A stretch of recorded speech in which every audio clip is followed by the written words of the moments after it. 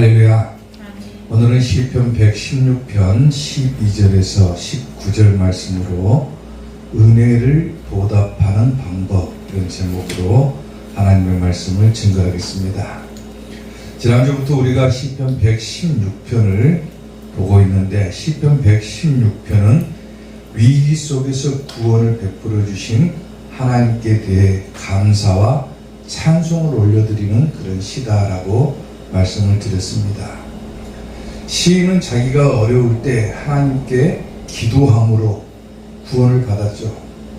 자기가 어려움에 처했을 때 기도했고, 그 기도함을 통해서 하나님께서는 그를 구원해 주셨고, 이제 시인은 이 116편 후반절에 와서는 자기가 기도함으로 받은 그 은혜를 하나님께 어떻게 보답할 것인가, 그런 부분들을 이야기하고 있는 것을 볼 수 있습니다.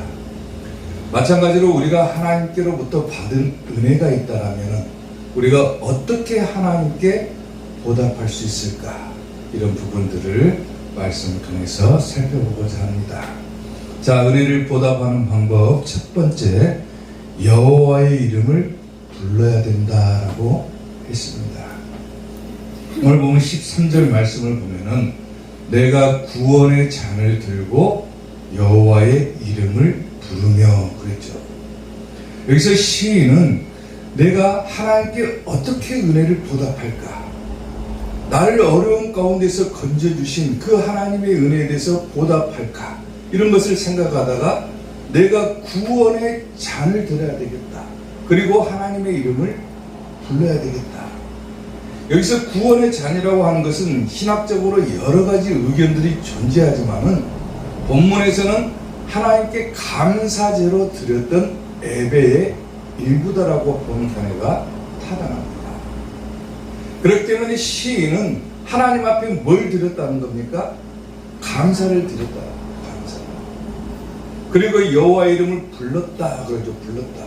여기서 불렀다라고 하는 것은 뭐냐면 외쳤다, 선포했다. 쉽게 말하면 하나님께서 나를 구원해 주신다, 나는 하나님께로부터 구원을 받은 존재다, 이것을 갖다가 외치고 다녔다, 선포했다고. 선포했다. 오늘 여러분들이 하나님께로부터 받은 은혜가 있다라면은 물론 그 은혜를 간직하고 살아가는 것은 중요한 부분이지만은 그 받은 은혜를 뭐 해야 된다는 겁니까? 알리라는 거예요. 알리라는 거. 선포하라는 거예요. 아멘. 시편 105편 1절을 보면은요, 여호와께 감사하고 그의 이름을 불러 아뢰며 그가 하는 일을 만민 중에 알게 할지어다 그랬죠. 하나님께서 과연 내게 어떤 은혜를 베풀어 주시는가, 이것을 다른 사람들이 다 알게 하라는 거, 알게 하라는 거. 만민 중에 알게 해라. 시인은 기도함으로 하나님께로부터 구원을 받았고, 그 받은 은혜가 얼마나 감사했던지 하나님 앞에 구원의 잔을 들고 하나님의 이름을 선포했다. 나를 구원하실 일은 하나님밖에 없다. 이걸 사람들에게 알렸다는 거예요. 시편 116편 2절을 보면은요, 본문이죠. 그의 귀를 내게 기울였으므로 내가 평생에 기도하리다 그랬죠. 지난주에 우리가 봤던 말씀이죠. 하나님께 어려움에 처했을 때 하나님께 기도했더니 하나님께서 그 귀를 내게 기울여 주셨고, 그로 인해서 내가 이제 평생 하나님만 따르겠습니다라고 시인은 결단하고 있다. 독일의 신비주의 철학자이며 또 설교가로 알려졌던 인물 가운데 마이스터 에카르트라고 하는 사람이 있습니다. 이 사람은 신학적으로 뭘 추구하냐면 하나님과의 깊은 그런 연합을 추구했던 인물로 알려졌는데, 그가 한 것들을 보면 삶의 모든 순간에서 하나님과의 신앙, 하나님과의 맺었던 그 관계에 대해서 어떤 신앙의 태도를 가져야 될 것인가를 설파했던 그런 인물입니다. 그리고 교리적인 측면, 어떤 의미에서 보면 우리가 어떻게 신앙생활을 하다 보면 이 틀에 갇히는 경우가 굉장히 많이 있잖아요. 그리고 이 틀에 갇히다 보면 어떻게 됩니까? 신앙이 어떻게 보면 형식적으로 되게 많이 되죠. 근데 이 틀의 교리를 넘어가지고 침묵 속에서 하나님과 어떻게 하면 나와의 관계 가운데 초점을 맞출까? 이것을 연구했던 인물이 바로 에카르트라고 하는 사람입니다. 신학적인 논쟁을 피하고 어떻게 하면 하나님께 내 마음을 드릴 수 있을까? 그리고 어떻게 하면 하나님과 나의 관계가 좋아질 수 있을까? 이것을 생각했던 사람이라는 거예요. 그리고 그는 한 가지를 발견하고 그 신앙을 유지하는데 그 한 가지 방법이 뭐냐면은 단순한 기도를 통해서 하나님과의 관계를 형성해야 되겠다라고 하는 결론을 내립니다. 그의 기도는 진짜로 단순해요. 단순해. 딱 한마디 기도합니다. 한마디. 뭘 것 같습니까? 감사합니다라고 하는 기도입니다. 다른 말이 필요가 없다라는 거예요. 하나님께 우리가 기도할 때 물론 여러 가지 막 틀에 갇혀가지고 이 부분 기도하고 서론, 본론, 결론 막 따지는 분들도 있잖아요. 기도할 때. 서론으로 어떻게 해야 되고 중반에 어떻게 해야 되고 결론은 어떻게 해야 되고 이러다 보면은 기도가 아니라 어떻게 보면은 막 문장이 되고 글이 되고 시가 되고 막 소설이 돼버리고 그러다 보니까 중언부언 될 수밖에 없는 거예요. 근데 이 사람의 신앙은 뭐냐면은 한마디 기도, 한마디. 다른 게 아니라 감사합니다.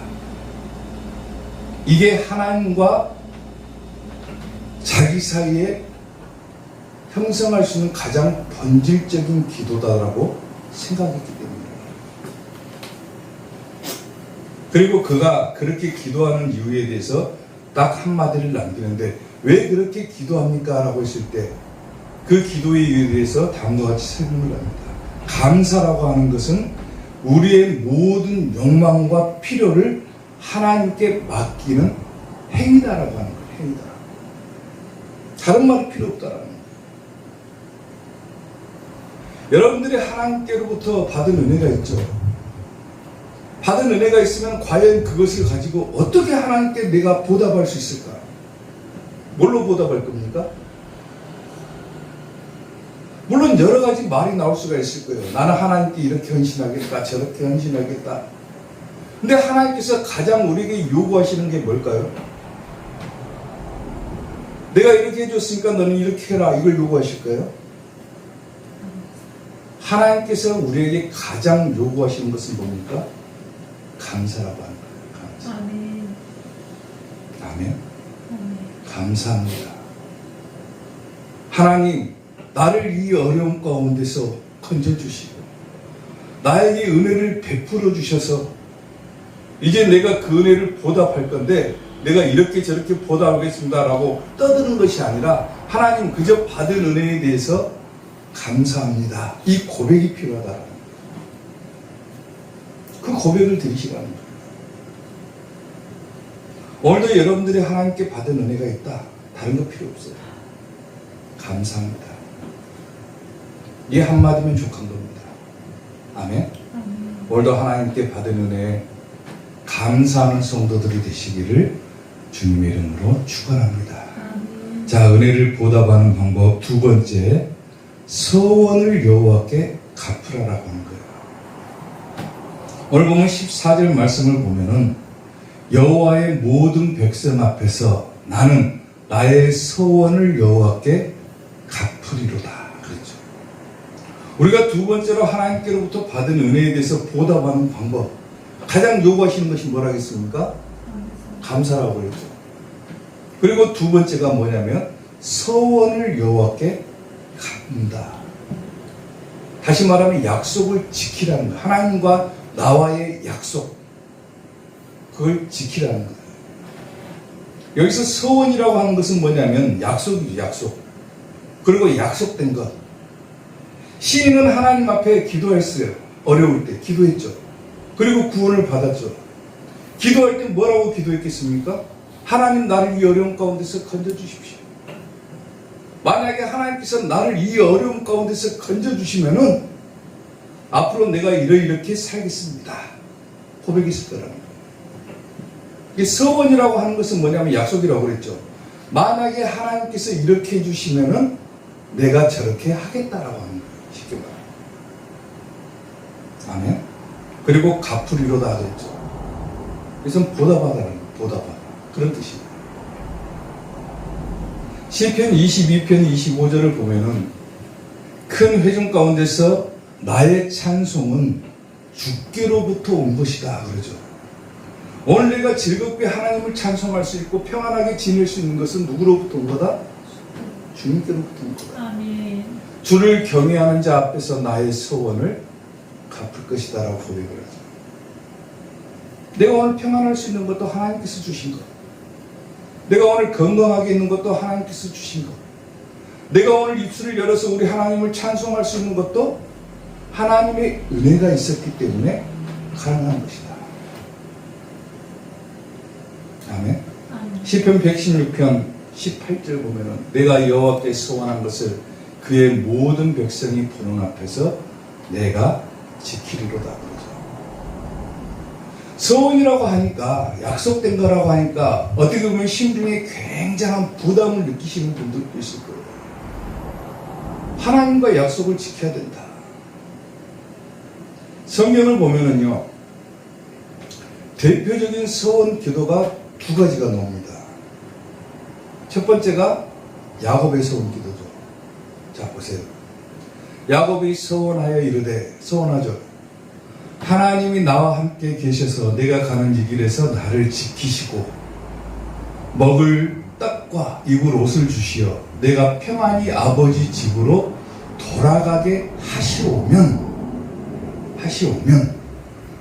여호와께서 나의 하나님이 되실 것이요 내가 기둥으로 세운 이 돌이 하나님의 집이 될 것이요 하나님께서 내게 주신 모든 것에서 10분의 1을 내가 반드시 하나님께 드리겠습니다 라고 스스로가 약속을 하죠. 어디로 가야 될지 모르고 정처 없이 떠돌아다니던 이 야곱이 너무 괴롭고 힘드니까 하나님 앞에 기도하는 겁니다. 소원하는 거예요. 자기 스스로 약속한 거예요. 하나님, 나를 편하게 아버지 집으로 돌아가게 해. 내가 먹을 떡과 입을 옷을 만약에 하나님께서 나에게 제공해 주시면은 앞으로 내가 하나님을 나의 하나님으로 모시겠습니다. 그리고 세운 돌이 하나님의 집이 될 것이고 하나님께서 나에게 주신 것이 있다면 10분의 1은 내가 반드시 하나님께 드리겠습니다. 스스로가 약속하죠. 소원하죠. 그리고 이 소원을 지킵니까? 안 지킵니까? 지키는 거죠. 두 번째로 대표적인 소원 기도가 야곱 말고 누가 있습니까? 한나가 있죠. 사무엘의 어머니 한나. 자, 보세요. 한나가 마음이 괴로워서 여호와께 기도하고 통곡하며 아들을 낳지 못하는 그 괴로움이죠. 지금 한나는. 소원하여 이르되 그러죠. 소원하죠. 만군의 여호와여 만일 주의 여종의 고통을 돌보시고 나를 기억하사 주의 여종을 잊지 아니하시고 주의 여종에게 아들을 주시면 하나님께서 나의 고통을 돌보시고 나에게 아들을 주신다면 이제 한나가 약속을 하죠. 뭐라고 약속합니까? 내가 그의 평생의 그를 여호와께 드리고 삭도를 그의 머리에 대지 아니하겠나이다 그러죠. 저 말의 의미는 뭐냐면 평생 하나님의 종으로 드리겠습니다 그거예요. 당시 사회는 아들을 낳지 못하면 굉장히 무시받던 시대입니다. 그러니까 여자들이 아들을 낳지 못하면 괴로운 거예요. 괴로운 거예요. 그러니까 한나가 너무 마음이 괴로워가지고 하나님께 약속을 합니다. 하나님, 만약에 아들을 나에게 주시면 내가 그 아들은 하나님께 드리겠습니다. 우리가 잘 알다시피 한나의 아들 누굽니까? 사무엘. 사무엘은 평생 하나님의 종으로 선지자로 살았던 인물 아닙니까? 약속을 지키는 거예요. 소원 기도라고 하는 것은 하나님이 내가 이렇게 해주니까 너 이렇게 해라 이게 아니라 소원 기도는 누가 하는 겁니까? 자기 스스로가 하는 거예요. 하나님 이렇게 해주시면 내가 이렇게 하겠습니다라고 스스로가 약속해버리는 거잖아요.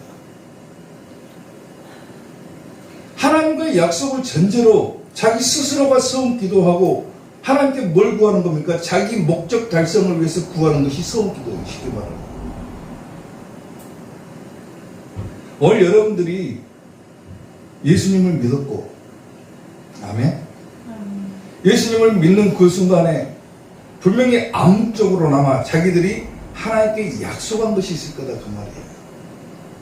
하나님, 나는 이제 하나님의 사람이 되었습니다. 내가 예수님을 영접하고 구원받은 하나님의 자녀가 되었습니다.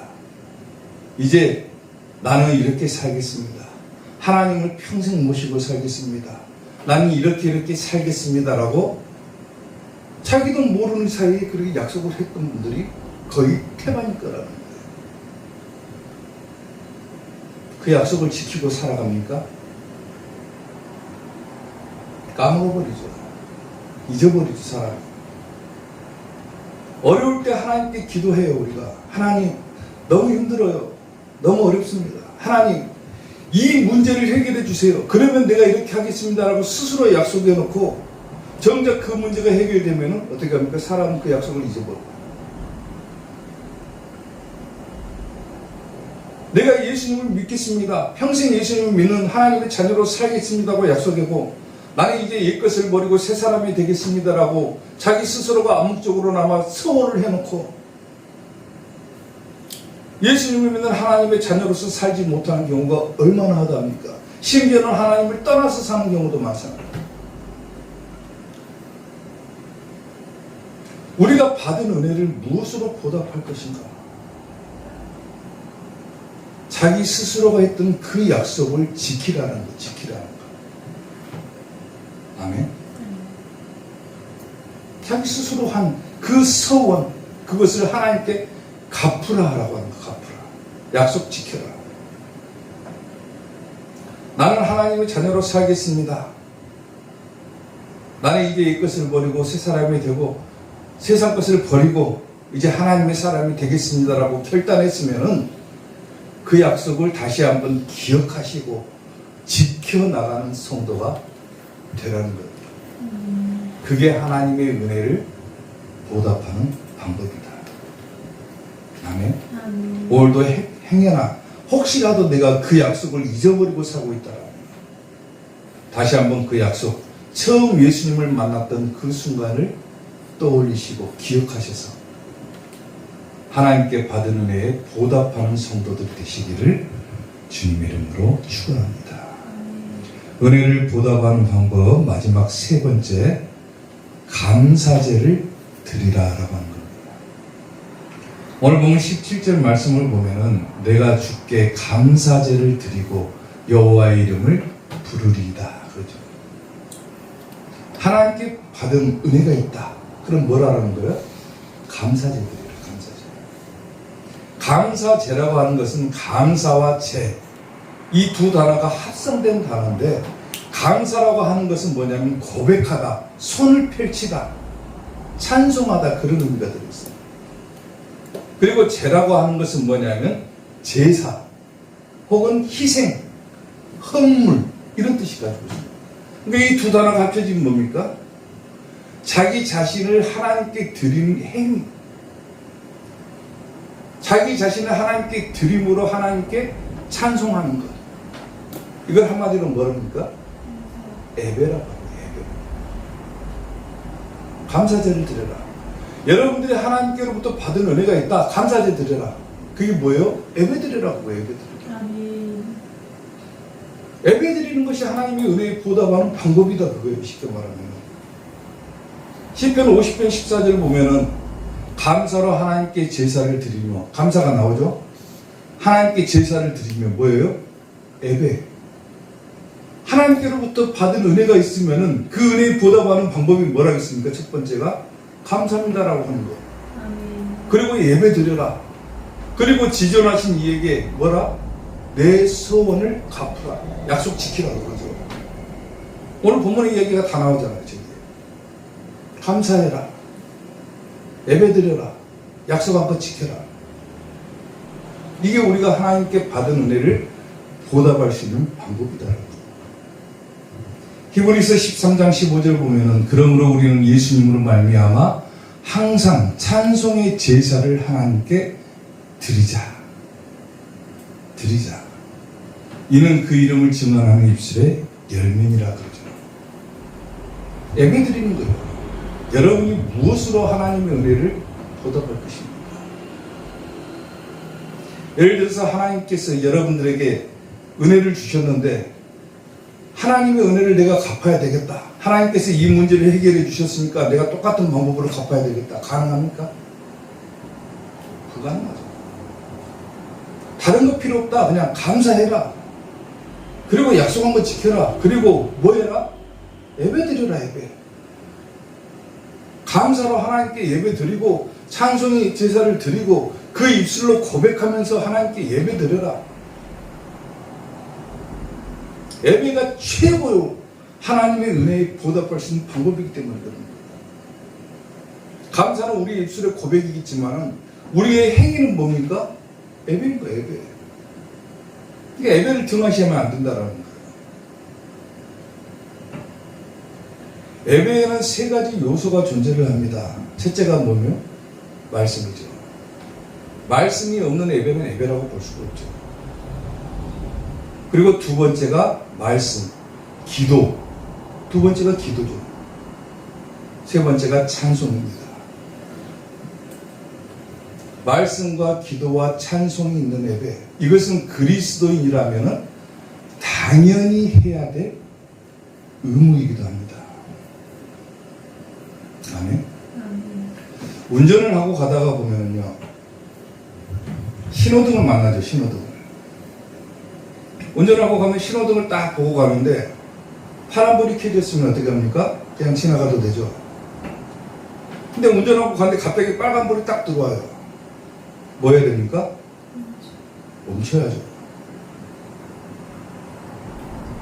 만약에 빨간불이 들어왔는데도 무시하고 가다가는 어떻게 돼요? 큰 사고로 이어질 수가 있죠. 이 신호등을 설치한 이유가 뭡니까? 그리고 그 신호등을 보고 가야 되는 것은 운전하는 사람의 뭐다? 의무죠. 의무. 이것을 무시하면 어떻게 됩니까? 사고 나는 거예요. 사고 나는 거예요. 마찬가지로 우리 그리스도인들이 가지고 있는 의무가 있어요. 의무. 그게 뭡니까? 예배라는 거예요. 예배. 예배 드리지 않고 나는 그리스도인이다. 예배를 드리지 않고 나는 하나님의 사람이다라고 말하면 안 된다라는 거예요. 그리스도인의 의무이기 때문에 이 의무를 무시하면 어떻게 됩니까? 그리스도인이라고 볼 수가 없는 거예요. 예배를 통해서 우리는 하나님을 만납니다. 아멘. 예배를 통해서 하나님께로부터 은혜를 받습니다. 아멘. 예배를 통해서 우리는 하나님과 더 깊은 관계를 가질 수가 있고 하나님과 더 가까이 하나님께로 나아갈 수가 있는 수단이 바로 예배라고 하는 거예요. 예배. 말씀과 기도와 찬송을 통해서 우리는 하나님께 가까이 나아가는 거예요. 그게 은혜를 보답하는 방법입니다. 사람이 이리 살다가 보면 이리 치이고 저리 치이고 살다 보면은 자기가 가지고 있는 그 의무를 망각할 때가 굉장히 많죠. 그러니까 하나님의 사람이다라고 고백을 하면서 정작 그렇게 살지 못하는 경우가, 아까 얘기한 것처럼 서원을 갖지 못하는 경우가 많은 거예요. 잊어버립니다. 그것을 잊어버리지 않기 위해서, 그리고 하나님의 은혜에 보답하기 위해서 우리가 반드시 해야 될 의무, 그게 예배라고 하는 겁니다. 그 예배를 통해서 우리는 하나님께 가까이 나아가고 더 하나님과 깊은 관계를 가질 수가 있고 계속해서 하나님으로부터 은혜를 공급받고 살 수가 있게 된다는 거예요. 그만큼 예배가 중요한 겁니다. 사랑하는 성도 여러분, 하나님의 은혜에 보답하고 싶다면 예배 잘 드리는 성도들이 되시기를 주님의 이름으로 축원합니다. 내 주를 가까이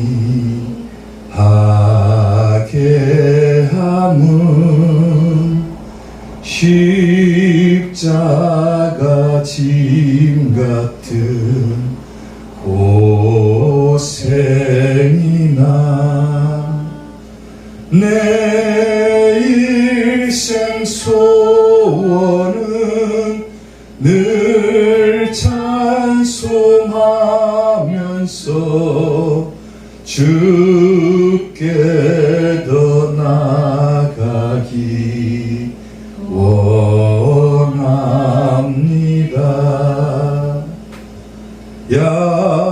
야곱이 잠 깨어 일어난 후 돌단을 쌓은 것 본받아서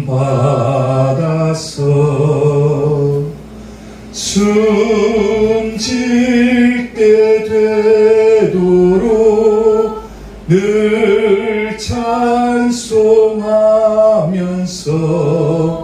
주께 더 나아가기 원합니다. 아멘. 우리가 받은 은혜를 무엇으로 보답할까? 감사하십시오. 그리고 하나님께 받았던 그 은혜에 대해서 결단한 것이 있다면 지키십시오. 그리고 예배 잘 드리십시오. 아멘. 그렇게 하나님의 은혜를 기억하고 항상 하나님과 더 가까이 나아가는 우리 사교의 성도들이 되시기를 주님의 이름으로 축원합니다. 기도하겠습니다.